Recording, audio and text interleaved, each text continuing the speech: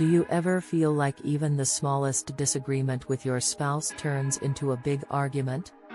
Or that, no matter how hard you try to talk things through, you both end up more frustrated than when you started? You're definitely not alone. Communication issues are one of the top reasons couples find themselves drifting apart, or worse, heading towards divorce. But what if there's a way to change that? In this video, we're going to explore practical, proven techniques that will not only help you resolve conflicts without tearing each other apart but also strengthen your emotional connection along the way. By the end, you'll have a set of tools to transform even the toughest conversations into opportunities for deeper understanding and growth. Let's start with a common scenario. It's the end of a long day, and your spouse is venting about work. Your first instinct might be to offer advice or a solution: just ignore your boss, or you should talk to HR. But here's the truth: they aren't looking for a solution. They're looking for understanding. This is where active listening comes in. Active listening isn't just about hearing the words your spouse is saying, it's about tuning into the emotions behind those words. When your partner feels truly heard, conflicts lose their intensity. So instead of interrupting with advice, try this: pause, make eye contact, and acknowledge their feelings. You might say something like, "I can see that you're really frustrated with how your boss handled that. That sounds tough." Just that small act of validation can melt away tension. Think about it: would you rather be told you're overreacting, or would you prefer to hear, "I understand why that upset you"? That shift from dismissing to understanding can completely change the tone of the conversation, turning it from a potential argument into an opportunity for support. Next up, when it's your turn to speak, the goal is to speak to be heard, not to win. It's easy to fall into the trap of trying to prove our point or make our partner see things our way.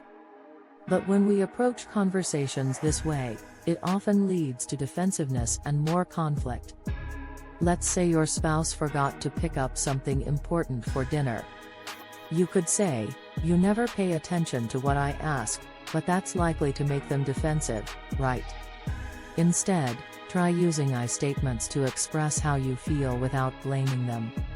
Something like, "I felt frustrated when you didn't grab the groceries because I was looking forward to making dinner together." This small shift from blaming to sharing your feelings opens the door for your partner to listen without feeling attacked. Here's the key: instead of focusing on what your partner did wrong, focus on how the situation made you feel. It keeps the conversation grounded and prevents it from escalating into a blame game.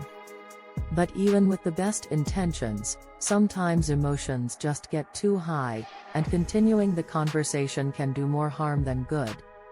That's why timeouts are an underrated, yet incredibly powerful tool. Imagine you and your spouse are in the middle of an argument, and things are getting heated. Instead of pushing through and saying things you might regret, try calling a timeout. It could sound like, "I think we're both too upset to solve this right now. Let's take a break and come back to this in an hour." During that break, do something that helps you cool down, whether that's taking a walk, listening to music, or just taking some deep breaths. When you return to the conversation, you'll both be calmer and more open to actually hearing each other out, instead of reacting in the heat of the moment. And here's a big one: learning to agree to disagree. Not every disagreement needs to have a clear winner or a solution right away. In fact, some of the strongest couples are those who've learned that it's okay to have different opinions on certain things. What matters is how you handle those differences. Let's take finances as an example. Maybe you're a spender, and your spouse is more of a saver. You're never going to see eye to eye on every detail, and that's fine. The key is to respect each other's perspectives. Instead of arguing over who's right, focus on finding a compromise that honors both of your viewpoints. You might say something like, "I know we see money differently, but I respect your opinion." Let's figure out a middle ground that works for both of us. This approach shows that you value your partner's perspective, even if you don't completely agree with it, and that mutual respect can prevent unnecessary friction. Now that we've covered these 4 techniques, active listening, speaking to be heard, taking timeouts, and agreeing to disagree, you're well on your way to mastering communication in your marriage. Remember, the goal isn't to avoid conflict altogether. Disagreements are natural. What matters is how you handle them. Consistent practice is key. The more you implement these techniques, the stronger your communication skills will become.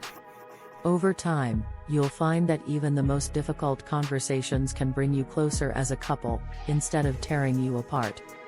Communication is a skill, and like any skill, it gets better with practice. If you found this video helpful, be sure to give it a thumbs up, share it with someone who might need it, and don't forget to subscribe for more relationship advice. And before you go, drop a comment below and let me know, what's the biggest communication challenge you and your partner face? Let's talk about it and support each other on this journey. Great communication doesn't just happen, it's something we build together, one conversation at a time. Thanks for watching, and I'll see you in the next video.